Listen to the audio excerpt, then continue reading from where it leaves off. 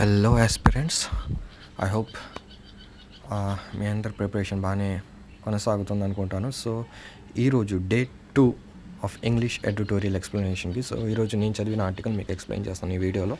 So I hope ఇది మీకు ఎంతో కొంత యూజ్ అవుతుందని. సో ఈరోజు నేను చదివిన ఆర్టికల్ వచ్చేసి ఆర్టిఫిషియల్ ఇంటెలిజెన్స్ గురించి. సో ఆర్టిఫిషియల్ ఇంటెలిజెన్స్ అనేది మన పైన ఎటువంటి ప్రభావం పెడుతుంది మన జనరేషన్ పైన, అంటే దాన్ని బెనిఫిట్స్ కావచ్చు, లేదా దాని అడ్వాంటేజెస్ లేదా డిసడ్వాంటేజెస్. సో దాని గురించి మాట్లాడదాం ఈరోజు ఆర్టికల్స్లో. So artificial intelligence a boon with responsibility. So artificial intelligence AI is transforming modern society at an unprecedented pace. It enhances productivity, improves healthcare, and revolutionizes education through innovative solutions. So basically ఇక్కడ ఏమంటున్నాడు, artificial intelligence ఏదైతే ఉందో అది unprecedented face అంటే ఇక్కడ గుర్తుపెట్టుకోండి, ఇది తర్వాత వొకాబులరీలో మాట్లాడదాం. అన్ప్రెసిడెంటెడ్ పేస్ అంటే నమ్మలేని సఖ్యంగా అత్యంత వేగమైన, చాలా వేగంగా మన సొసైటీని ఒక టెక్నాలజికల్ డెవలప్మెంట్ వైపు తీసుకువెళ్తుంది ఆర్టిఫిషియల్ ఇంటెలిజెన్స్ అనేది. It enhances productivity. Course AI వచ్చినప్పటి నుంచి 10 మంది చేసే పని కేవలం ఒక మనిషి లేదా 2 మనుషులతో చేయించవచ్చు.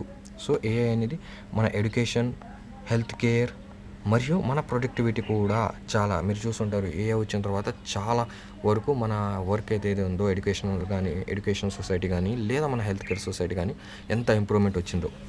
సో నెక్స్ట్ పారా వచ్చేసి, never the less it's rapid expansion also raises concerns regarding privacy, unemployment and ethical accountability. Excessive dependence on AI may diminish human creativity and critical thinking. So basically ఏమంటున్నాడు, AI వచ్చినప్పటి నుంచి course మన పనులు చాలా సులభంగా అయిపోయాయి, మనం చాలా వేగవంతంగా పనిచేస్తున్నాం, మనం చాలా ఎఫిషియెంట్గా పనిచేయడం మొదలుపెట్టాం.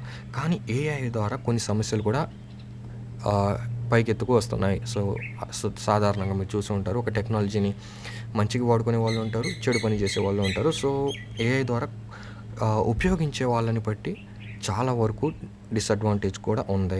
ఎలాంటివి? ఎక్సెసివ్ డిపెండెన్స్ ఉన్నాయి అని ప్రతి పనికి ఏఐ మీద ఒకవేళ డిపెండ్ అయితే మనిషి యొక్క క్రిటికల్ థింకింగ్, మనిషి స్వతహాగా ఆలోచించే క్రియేటివిటీ తగ్గిపోయే అవకాశాలు ఉన్నాయని ఈ ఆర్టికల్ చెప్తుంది. సో నెక్స్ట్ పారా చూసుకున్నట్లయితే, therefore governments, industries and educational institutions must formulate robust regulations to ensure its responsible and transparent use. So ఇక్కడ అందువల్ల ఏఐని మనం చూసి జాగ్రత్తగా యూస్ చేయకపోతే దానివల్ల డిసడ్వాంటేజెస్ కూడా ఉన్నాయని. ఇదేముంటుంది, గవర్నమెంట్ ఎవరైతే ఏ సంస్థ అయినా, గవర్నమెంట్ కానీ, ఇండస్ట్రీస్ కానీ, ఎడ్యుకేషనల్ ఇన్స్టిట్యూషన్స్ కానీ ఏవైతే ఉన్నాయో ఏఐని యూస్ చేస్తాయో స్ట్రిక్ట్ రెగ్యులేషన్స్ పెట్టాలి. స్ట్రిక్ట్ రెగ్యులేషన్ అంటే ఏఐని కేవలం అడ్వాంటేజెస్ కోసం వాడుకునేటట్టు strict regulations, rules and regulations పెట్టాలని ఈ ఆర్టికల్ అంటుంది. దీంట్లో గుర్తుపెట్టుకుని రోబస్ట్ అంటే ఏంటి? రోబస్ట్ రెగ్యులేషన్స్ అంటే విపరీతమైన స్ట్రిక్ట్ రెగ్యులేషన్స్ అని అర్థం. సో నెక్స్ట్ పారా వచ్చేసి, AI should complement human intelligence rather than replace it.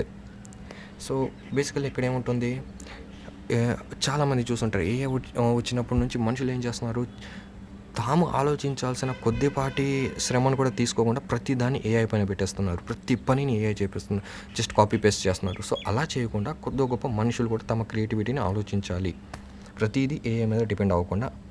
If harnessed judiciously, this remarkable technology can become a powerful catalyst for sustainable development, economic prosperity and social welfare while safe guarding fundamental human values.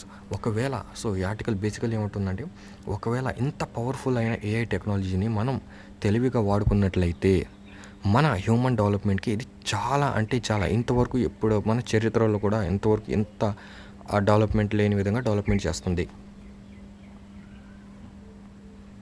So ఇది basically in short, AI when used wisely, ethically can bring progress, opportunity and better tomorrow for humanity. So ఈ రోజుకి ఇది. Thanks for watching.